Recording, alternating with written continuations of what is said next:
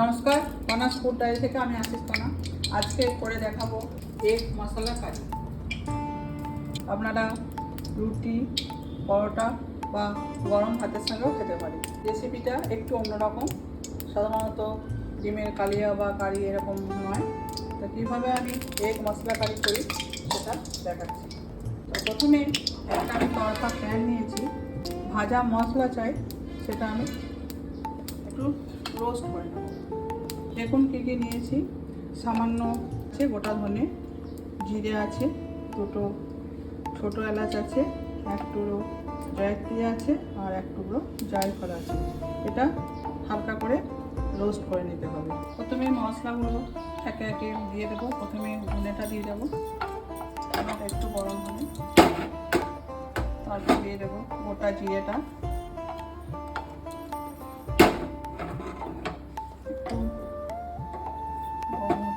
তারপর এই তিনটে গরম মশলা একসাথে আমি দিয়ে দিচ্ছি। সামান্য হালকা রোস্ট করে নেব। এই ভাজা মশলাটা এক মশলা কারির উপর দিলে, শেষে দিলে এর টেস্টটা খুব ভালো হয়, একটু অন্যরকম হয়। হয়ে গেছে, এবার আমি ঢেলে নিচ্ছি। দেখুন ঢেলে নিলে এটা আবার পাউডার করে নেব। কী কী মশলা লাগছে করার জন্য, এতে আছে কিছুটা আদা, ধনে, জিরে বাটা আছে, তিনটে পেস্ট করা আছে, এক চামচ করে। আর আছে এখানে একটা ছোট সাইজের টমেটো পেস্ট করা আছে। আর আছে 1 টেবিল চামচের মতো দই, এটা আমি ফেটিয়ে রেখে দিয়েছি। আর লাগছে কিছুটা কাঁচা লঙ্কা কুচি আর কিছুটা ধনে পাতা। আর একটা লাগবে, সেটা জিনিস লাগলে স্বাদটা একদম ভালো হবে, সেটা আমাদের রান্না শেষে দেখাচ্ছি। আপনারা ভিডিওটা দেখতে থাকুন। আর লাগছে কিছুটা পেঁয়াজ কিউব করে কাটা আছে, আর রসুন। মোটামুটি এগুলোই লাগবে। আর যা লাগবে, ডিম তো অবশ্যই লাগছে। আমি 4টে ডিম নিয়েছি, এটা হালকাভাবে চিড়ে নেওয়া আছে, এটা ছুরির সাহায্যে চিড়ে রেখেছি। আর দেখুন কড়াতে আমি তেল বসিয়ে দিয়েছি, তেলটা গরম হচ্ছে। এরপর ডিমগুলো হালকা করে ফ্রাই করে নেব। কিছুটা হলুদ দিয়ে দিলাম, রঙটা ভালো আসবে। সামান্য লবণ দিলাম, যার জন্য এর গায়ে ডিমটা লেগে যাবে না। এটা মেখে নিলাম, এরপর দিয়ে দেবো।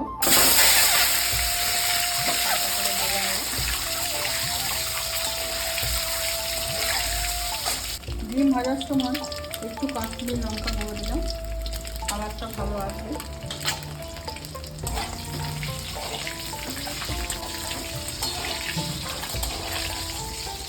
এই এক মশলা কারি করার জন্য ডিমগুলো একটু কড়া করে ভাজতে হবে। কড়া করে মানে ডিমের ওপরে শক্ত খোলাটা একটু শক্ত, খুব নরম থাকলে হবে না। হয়ে গেছে, এবার তুলে নিচ্ছি। এই তেলের মধ্যে দিয়ে দেবো, প্রথমেই দেবো রসুন কুচি। এখনো কাঁচা গন্ধটা চলে গেলে দিয়ে দেবো দুটো তেজপাতা। তারপর পেঁয়াজ কুচিটা দিয়ে দিচ্ছি।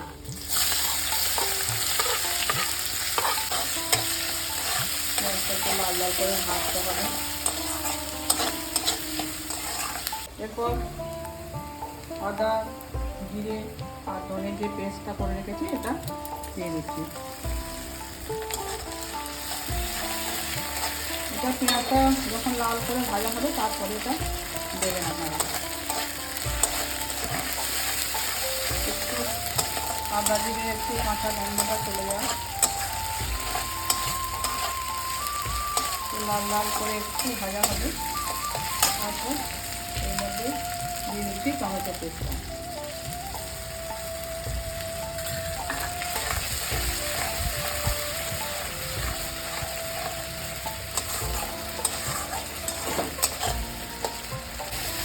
যেহেতু এখানে জিরে ধনে আর আদা বাটা দিয়েছি, তার জন্য আমি আর গুঁড়ো মশলা ব্যবহার করলাম। দেখুন অনেকটা ভাজা হয়ে গেছে। কিছুটা রঙের জন্য কাশ্মীরি লঙ্কা গুঁড়ো দেবো, পরিমাণ মতো লবণ দেবো, পরিমাণ মতো হলুদ দেবো, সামান্য স্বাদ আনার জন্য একটু চিনি দেবো। এই রান্নাটা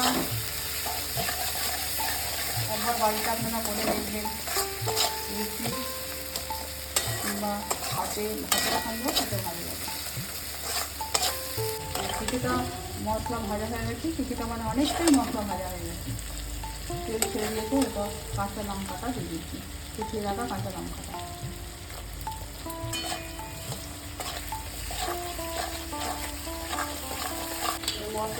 মশলাটাতে সামান্য জল দেবো, কষানোর সময় হালকা করে। একদম যখন মশলা থেকে তেল আলাদা হয়ে যাবে, তখন যে টক দইটা আমি ফেটিয়ে রেখেছি সেটা একটু এতে দিয়ে দিতে হবে। ফ্লেমটা কমাতে হবে, তা না হলে দইটা কেটে যাওয়ার ভয় থাকে, আর অন্যরকম এই সময় নেড়ে যেতে হবে। আমি এখানে ধনে পাতার কুচানোটা এখনই দিয়ে দেবো, মশলা কষাবার সময়, শেষে দেবো না। এখন দিলে এই এগ মশলা কারির টেস্টটা একটা অন্যরকম হবে।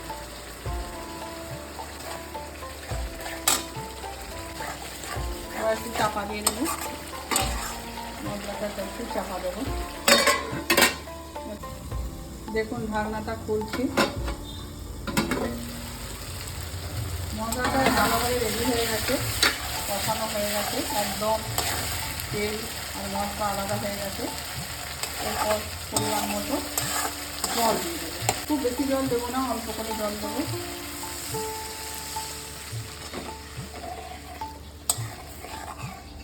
এবার ডিমগুলো দিয়ে চাপা দিয়ে দেবো।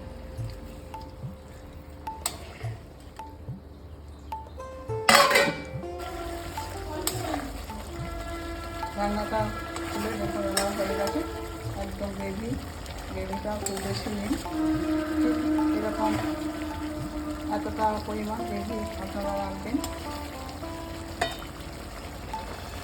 এরপর কটা ডিম দেবো, প্রথমেই দিয়ে দিচ্ছি যে শুকনো খোলায় মশলাটা তৈরি করে রেখেছিলাম, সেটা দিয়ে দেবো।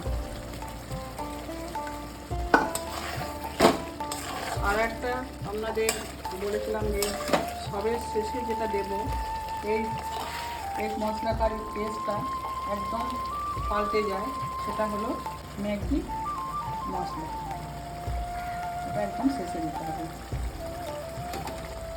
দেখুন ম্যাগি মশলা এটা দিলে একদম রেস্টুরেন্টে যেভাবে এক মশলা কারি হয় সেভাবে এই রান্নাটা হয়। তাহলে দেখলেন আমার হয়ে গেছে এই মশলা কারি।